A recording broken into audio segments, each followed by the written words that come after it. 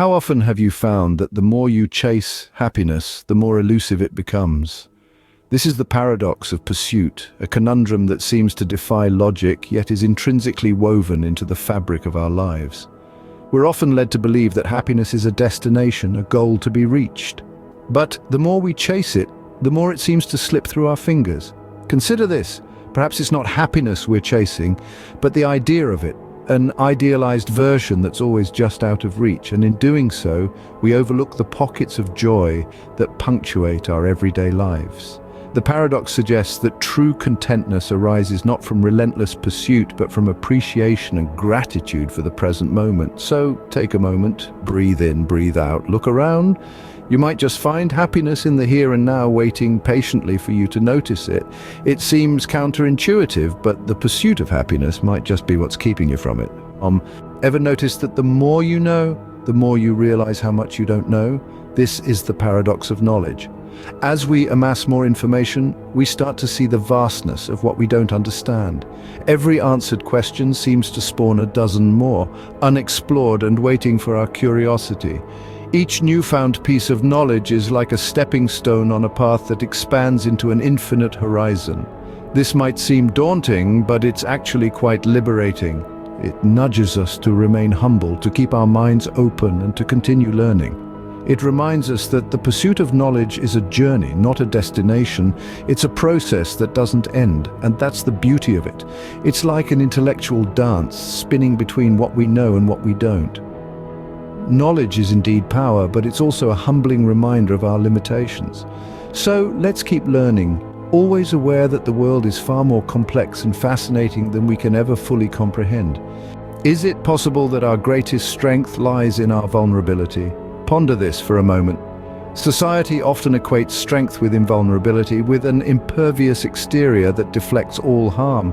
But imagine the courage it takes to reveal our fears, our insecurities, our rawest emotions. This isn't a sign of weakness, but an incredible display of strength. This paradox of strength and vulnerability suggests that by opening ourselves up to the possibility of being hurt, we also open ourselves up to deeper, more meaningful connections. We allow others to see us not as invincible superheroes, but as authentically human. And in doing so, we not only foster genuine relationships, but we also pave the way for personal growth, for understanding, for compassion. It's a beautiful, albeit challenging, paradox to embrace. Yet it holds a profound truth. True strength, it seems, isn't about being invincible. It's about being authentically human. Ever been extremely busy but not really productive? It's a common conundrum, isn't it? We often equate being busy with being productive, but the two aren't necessarily the same.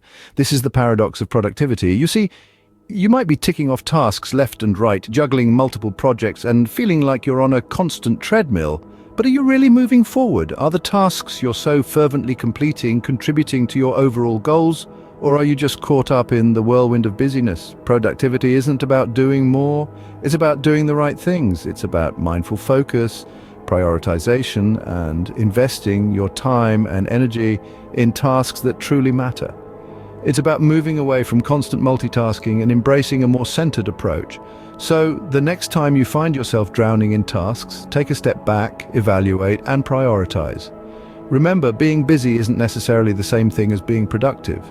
Could surrendering control actually lead to inner peace? This paradox, as mind-boggling as it might sound, holds profound truth. Often we exert so much energy trying to control every aspect of our lives. We plan, strategize, and micromanage, all in an attempt to avoid uncertainty and secure desired outcomes. Yet life, in its inherent unpredictability, often has other plans. This is where the paradox of control comes into play. When we loosen our grip, when we stop trying to dictate every circumstance and outcome, we open ourselves to the natural flow of life. Instead of wasting energy on worry and stress over things we can't change, we embrace what is. In doing so, we unlock a level of inner peace that control could never provide. We start to trust not in our own ability to orchestrate life, but in life's inherent wisdom. Ironically, the more we try to control, the more out of control we often feel. Is it possible that the more we search for meaning, the more elusive it becomes?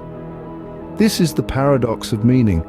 In our quest to find purpose, we may find ourselves in a constant cycle of seeking, never quite landing on that profound understanding we yearn for. But what if we've got it all backwards? Instead of hunting for meaning, what if it's something that naturally unfolds when we are true to ourselves and our values? When we live authentically, each choice we make, each action we take is infused with intention and purpose. It's the alignment of our actions with our deepest values that breathes life into our existence, that gives our days meaning, and so the paradox unfolds. It's not the relentless search for meaning that brings it into our lives, but the conscious choice to live in alignment with who we truly are. So perhaps the key to finding meaning is not to search for it, but to live it. Ever noticed how giving generously can make you feel richer? Let's explore this paradox, the paradox of generosity. It's an intriguing phenomenon, isn't it? When we give freely of our time, our resources, our love, we often find ourselves feeling fuller, more enriched. Why is that? Well, it seems counterintuitive, but the act of giving creates a cycle of positivity that enhances our personal fulfillment. When we give, we connect more profoundly with others and the world around us. These deeper connections, in turn, nourish our sense of purpose and satisfaction. Additionally, giving generously isn't just about material wealth, it's about the sharing of one's self, one's time, one's empathy. And these kinds of gifts often resonate more deeply, both for the giver and the receiver. So, generosity, it seems, has a kind of boomerang effect. It circles back around, enriching us in ways we may not have anticipated. So, in a way, giving is receiving.